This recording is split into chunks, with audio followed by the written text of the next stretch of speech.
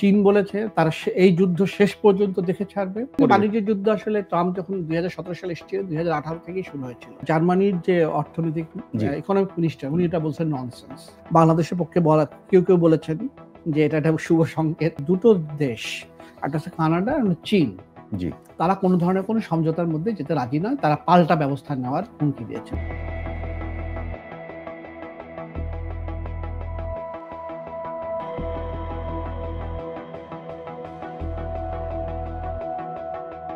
চীনের সঙ্গে বাণিজ্য যুদ্ধ আসলে ট্রাম্প যখন 2017 সালে এসেছিল 2018 থেকেই শুরু হয়েছিল। সেটা ছিল শুধু চীনের সঙ্গে, এখন উনি সারা বিশ্বের ছড়িয়ে দিয়েছেন। শুধু এর প্রভাব, যেমন ধরেন ক্রুগম্যানের মতো মানুষ, উনি বলেছেন যে এই ট্রাম্পের যে ক্যালকুলেশনটা যেভাবে করেছেন এটা কেউ অত্যন্ত হাস্যকর বলছেন। জার্মানির যে অর্থনৈতিক ইকোনমিক মিনিস্টার উনি এটা বলছেন ননসেন্স। উনি এক বাক্যে কোট অ্যান্ড আনকোট বলছেন ননসেন্স। বিষয়টা আসলে একটা বৈশ্বিক সমস্যা হয়ে দাঁড়িয়েছে এবং আমরা দেখলাম যে 2 তারিখ আনুষ্ঠানিক ঘোষণা দেওয়ার পরে যেটা 9 তারিখ থেকে কার্যকর হবে, সারা বিশ্বে একটা তোলপাড় তৈরি হয়ে গেছে এবং শেয়ার বাজারে একটা ব্যাপক ধস নেমেছিল। পরে শেষের দিকে এসে একটু কিছুটা অর্জন করেছে এবং 50টা মতো দেশ ইতিমধ্যে যোগাযোগ করেছে মার্কিন প্রশাসনের সঙ্গে, তারা বাংলাদেশেও রয়েছে।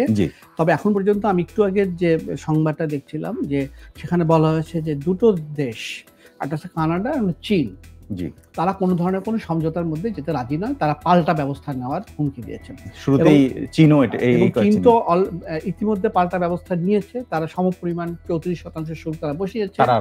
এখন ট্রাম্প আবার গতকাল বলেছেন যে চীন যদি এই 34% ট্যারিফ থেকে সরে না আসে তাহলে তারা 50% করবেন। চীন বলেছে তারা এই যুদ্ধ শেষ পর্যন্ত দেখে ছাড়বে। বাংলাদেশের জন্য একটা বড় সমস্যা অবশ্যই এটা আছে, যে এটাও আমার কাছে একটু অবাক লাগে যে সারা বিশ্ব যখন এটা নিয়ে চিন্তিত ছিল তখন বাংলাদেশের পক্ষে বলা কেউ বলেছেন যে এটা একটা শুভ সংকেত। এর মধ্যে থেকে ইতিবাচক কিছু খুঁজে পাচ্ছেন তারা, এরকম বলেছেন। আমি জানি না যে সারা বিশ্ব যেখানে ইতিবাচক কিছু খুঁজে পেল না, তা আমরা কিভাবে ইতিবাচক খুঁজে পেলাম।